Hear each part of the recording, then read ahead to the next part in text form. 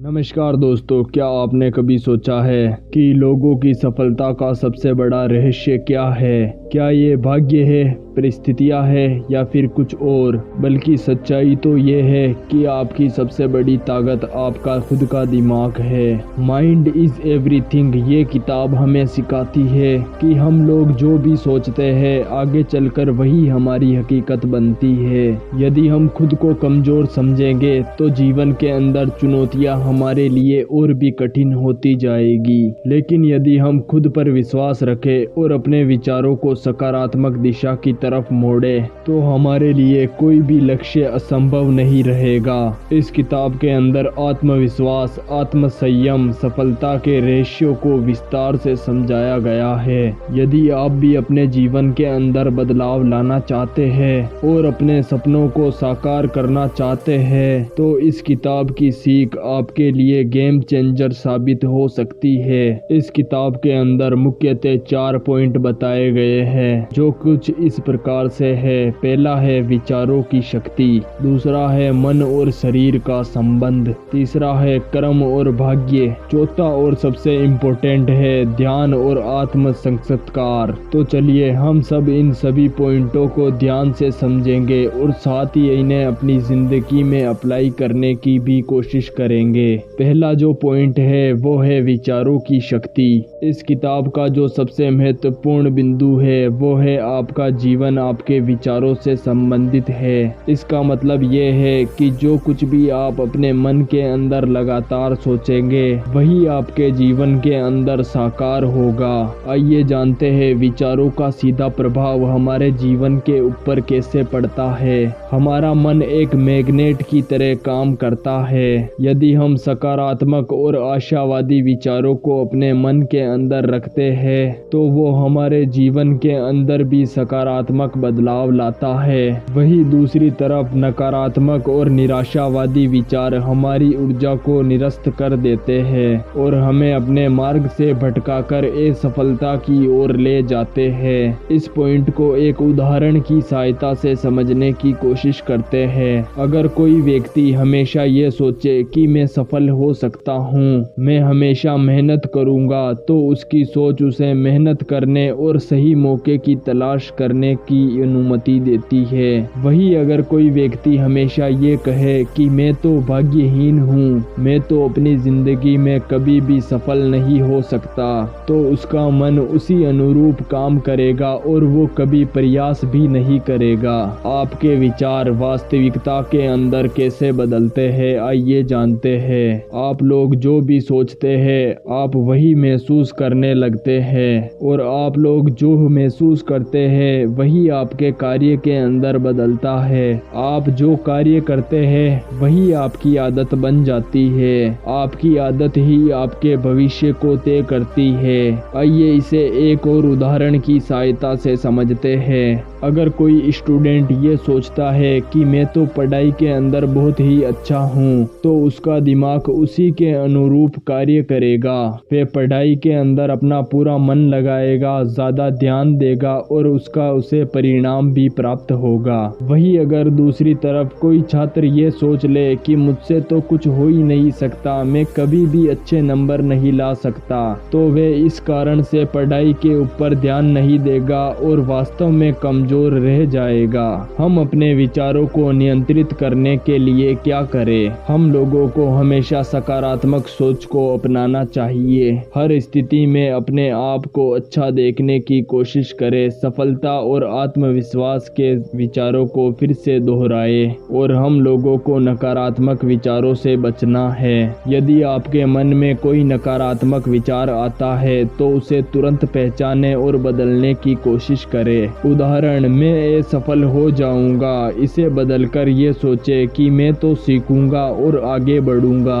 हमें अपने आप से सही तरीके से बात करनी है। खुद से कहे कि मैं योग्य हूँ, मैं सक्षम हूँ और मैं एक सफल आदमी बन सकता हूँ। सुबह उठते ही और रात को सोने से पहले सकारात्मक विचारों को दोहराए और अपना उठना बैठना अच्छे लोगों के साथ बनाए। आपका माहौल आपके विचारों को प्रभावित करता है। प्रेरणादायक और सकारात्मक सोच वाले लोगों के साथ अपना उठना बैठना बनाएं और दिन में एक बार ध्यान जरूर करें। ध्यान से हमारे मन को शांत और केंद्रित किया जा सकता है। ये नकारात्मक विचारों को हटाने और सकारात्मक विचारों को बढ़ाने में मदद करता है। जो आप सोचते हैं वही आप बनते हैं।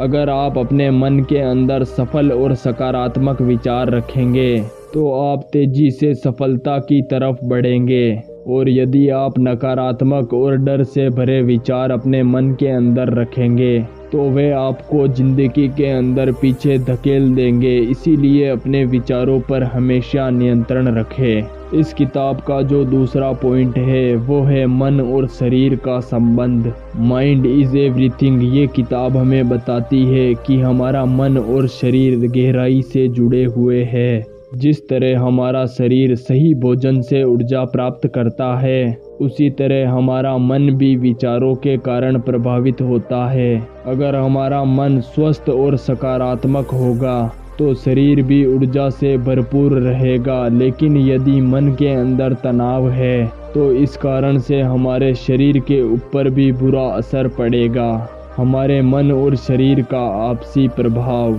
हमारी मानसिक स्थिति हमारे शरीर को कैसे प्रभावित करती है।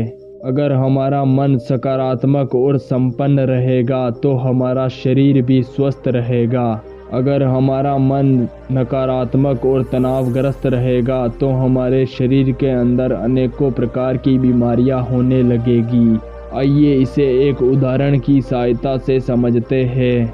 जब आप खुश और आत्मसम्मान से भरे हुए रहते हैं तब आपका मन स्वस्थ और शरीर ऊर्जा से भरा हुआ रहता है, और दूसरी तरफ जब आप गुस्से में या डरे हुए होते हैं तो हमारा शरीर भी थका हुआ और खुद को कमजोर महसूस करता है। जब हम तनाव के अंदर होते हैं तो हमारा शरीर कोर्टिसोल नामक हार्मोन रिलीज करता है, जिस कारण हमें दिल की बीमारियां, हाई ब्लड प्रेशर और इम्यूनिटी सिस्टम को कमज़ोर हो सकता है।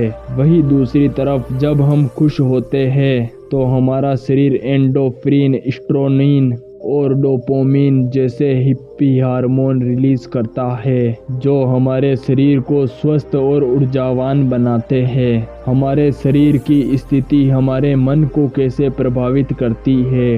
अगर हमारा शरीर फिट और हेल्थी रहेगा तो हमारा मन भी खुश और सेहत रहेगा। अगर शरीर कमज़ोर, बीमार या थका हुआ रहेगा तो हमारा मन भी उदास और तनावग्रस्त हो जाएगा। उदाहरण, आप रोज एक्सरसाइज और योगा करते हैं तो आपका मन शांत और केंद्रित रहेगा। अगर आप जंक फूड खाते हैं और शारीरिक गतिविधि नहीं करते तो सुस्ती और आलस्य आपके विचारों के ऊपर भी हावी हो जाएगा। हम अपने मन और शरीर को संतुलित करने के लिए क्या करें? सबसे पहले तो हमें सही आहार लेना होगा। हेल्दी और प्राकृतिक भोजन जैसे फल, सब्जियां, नट्स और हाई प्रोटीन खाएं। नियमित व्यायाम या योगा करें। रोजाना कम से कम 30 मिनट वॉक, योग या व्यायाम करें। एक्सरसाइज के कारण हमारा ब्लड सर्कुलेशन सही होता है और हमारे दिमाग में ऑक्सीजन सप्लाई बनती है, जिसके कारण हमारा मन तरोताज़ा रहता है। ध्यान करें। ध्यान करने से मन शांत होता है और नकारात्मक विचार दूर होते हैं। ये मानसिक शांति लाने और आत्म संयम बढ़ाने में मदद करता है।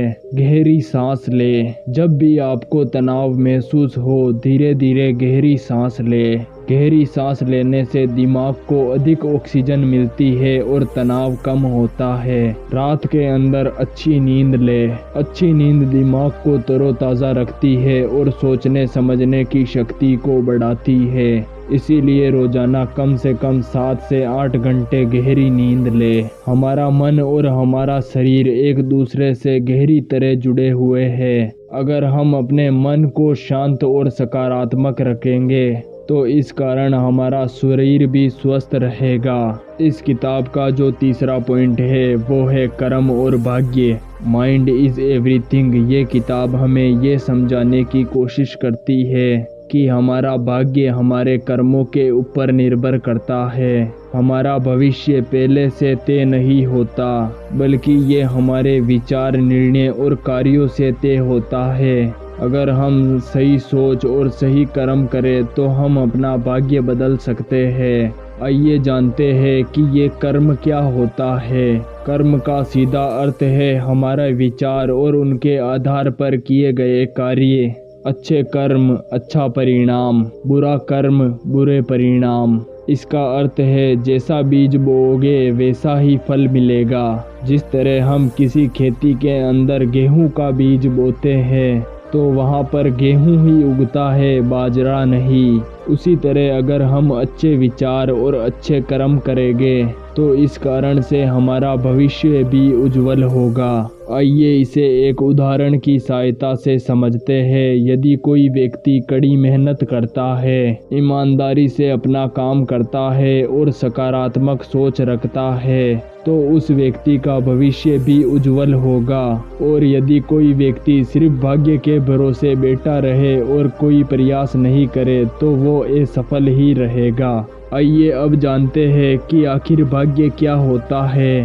भाग्य कोई पहले से लिखा हुआ दस्तावेज नहीं है, ये हमारे अपने कर्मों से बनता है। कुछ लोग ये सोचते हैं कि उनकी किस्मत अच्छी नहीं है, लेकिन सच्चाई तो ये है कि हमारे विचार और कर्म ही हमारी किस्मत है। भाग्य भी मेहनत करने वालों का ही साथ देता है। अगर हम अपने विचारों को सही दिशा में ले जाए और लगातार मेहनत करें तो हम अपने भाग्य को भी बदल सकते हैं। आइए इसे एक उदाहरण की सहायता से समझते हैं। अगर कोई किसान मेहनत से अपने खेत के अंदर काम करता है और अपनी फसल की सही तरह से देखभाल करे तो उसे अच्छी पैदावार मिलेगी।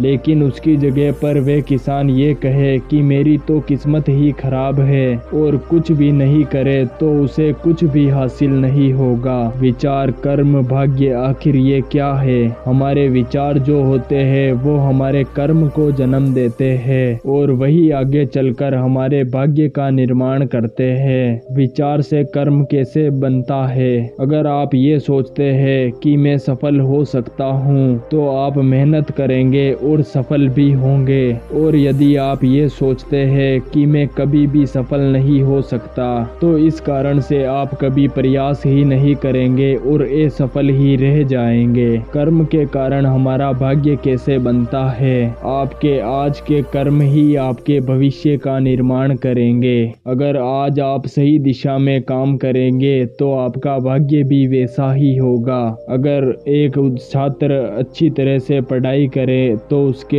एग्जाम में अच्छे नंबर आएंगे। अगर वे ही छात्र पढ़ाई को टालता रहे और सिर्फ अपनी किस्मत की भरोसे बैठा रहे तो वे परीक्षा के अंदर फेल हो जाएगा। हम अपने भाग्य को किस तरह से बदल सकते हैं? हमें सकारात्मक सोच को अपनाना होगा, हमें नकारात्मक विचारों को हटाना होगा और खुद के ऊपर विश्वास करना होगा। खुद से बार बार ये कहे कि मैं मेहनत करूंगा और सफल आदमी बनूंगा। हमें अपने कर्म को सही करना होगा। हमें मेहनत, ईमानदारी और धैर्य को अपनाना होगा। आलस्य और दगाबाजी से बचना होगा। ध्यान और आत्म विश्लेषण करें। ध्यान के कारण हमारा मन शांत और केंद्रित होता है। इस कारण आप सही फैसले ले सकते हो और अपने कर्म को सुधार सकते हो। धैर्य रखें और लगातार प्रयास करते रहे। किसी भी तरह की कोई भी सफलता एक रात के अंदर नहीं मिलती। छोटे छोटे कदम उठाकर धीरे धीरे अपने लक्ष्य की ओर लगातार बढ़ते रहे। हमारे कर्म ही हमारे भाग्य का निर्माण करते हैं। अगर हम अपने विचार और कर्मों को सही दिशा में ले जाए तो हम अपने भाग्य को भी बदल सकते हैं। आइए अब इस किताब के चौथे और इम्पोर्टेंट पॉइंट को देखते हैं, आत्मविश्वास और आत्म संयम। Mind is everything. ये किताब हमें बताती है कि सफलता का आधार आत्मविश्वास और आत्म संयम संयम है। अगर हमें अपने जीवन में कुछ भी बड़ा हासिल करना है तो हमें अपने आप पर भरोसा रखना होगा और अपने कार्यों में अनुशासन बनाए रखना होगा। आखिर ये आत्मविश्वास क्या है, आइए जानते हैं। आत्मविश्वास का अर्थ है खुद पर और अपनी क्षमताओं पर भरोसा रखना। ये विश्वास कि मैं कर सकता हूँ, ये सोचना कि मैं पूरी तरह मेहनत करूँगा तो कुछ भी असंभव नहीं है। अगर हम खुद पर भरोसा नहीं करेंगे तो दुनिया भी हम पर भरोसा नहीं करेगी। उदाहरण के लिए अगर कोई स्टूडेंट ये विश्वास करे कि वे परीक्षा के अंदर अच्छा प्रदर्शन कर सकता है तो वह मन लगाकर पढ़ेगा और एक दिन सफल होगा। वही दूसरी तरफ अगर कोई व्यक्ति नौकरी के लिए इंटरव्यू देने जाए लेकिन पहले ही सोचे कि मुझे तो ये नौकरी नहीं मिलेगी तो वो इस कारण से सही तरह से परफॉर्मेंस नहीं कर पाएगा। हमारे लिए आत्मविश्वास क्यों जरूरी है? सफलता की पहली सीढ़ी ही आत्मविश्वास है। अगर हमें खुद पर भरोसा होगा तो हम कोई भी चुनौती को आसानी से पार कर सकते हैं। ये हमें डर और नकारात्मक सोच से उबरने में मदद करता है। अब जानते हैं आत्मसंयम क्या है। आत्मसंयम का अर्थ है अपने कार्यों और आदतों पर नियंत्रण रखना, खुद को सही दिशा के अंदर बनाए रखना, आलस्य और लापरवाही करने से बचना, सही समय पर सही निर्णय लेना। आई होप दोस्तों ये वीडियो आपको पसंद आई होगी। अगर पसंद आई हो तो चैनल को सब्सक्राइब करके बेल नोटिफिकेशन पर सेट कर लेना। धन्यवाद। मिलते हैं एक और नई ऑडियो बुक के साथ।